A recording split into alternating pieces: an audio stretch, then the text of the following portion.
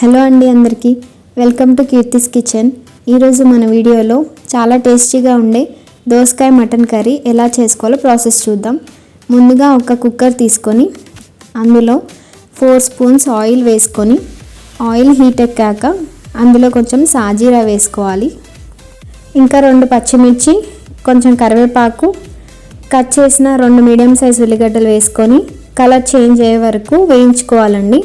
అవి colour change అయ్యాక అందులో 1/2 స్పూన్ పసుపు, 2 స్పూన్స్ అల్లం వెల్లుల్లి పేస్ట్, ఇంకా 1 స్పూన్ సాల్ట్ వేసుకొని పచ్చివాసన పోయే వరకు బాగా కలుపుకోవాలి.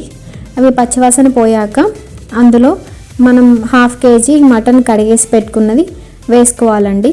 వేసుకొని బాగా కలిసే వరకు కలుపుకొని మూత పెట్టేసుకొని ఒక 10 మినిట్స్ వరకు ఉడికించుకోవాలి. ఇలా వాటర్ పోయి ఆయిల్ బయటకు వచ్చినాక ఒక 1 to 2 టమాటోస్, ఒక చిన్న దోసకాయ కట్ చేసుకొని వేసుకొని బాగా కలిసే వరకు కలుపుకొని ఒక 1 మినిట్ మగ్గనివ్వాలండి.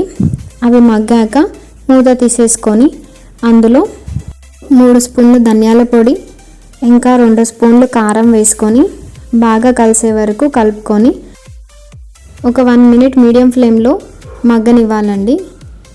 అవి కొంచెం మగ్గాక అందులో 1/2 లీటర్ వరకు వాటర్ పోసుకొని బాగా కలిసేలాగా కలిపేసుకొని కుక్కర్ మూత పెట్టేసుకొని ఒక 10 విజిల్స్ వరకు కుక్ చేసుకోవాలండి. అలాగైతే మటన్ బాగా ఉడికిపోతుంది. ఇంకా 10 విజిల్స్ వచ్చాక ఎయిర్ని అంతా తీసేసి మూత తీసేసుకొని అందులోనే కొంచెం గరం మసాలా, ఇంకా కట్ చేసుకున్న కొత్తిమీర వేసుకొని కలిపేసుకొని సర్వ్ చేసేసుకోవడమే.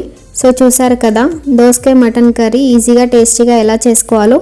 ఈ వీడియో మీకు నచ్చితే నా వీడియోని లైక్ చేయండి, షేర్ చేయండి అండ్ ప్లీజ్ నా ఛానల్ని సపోర్ట్ చేయండి. Thank you.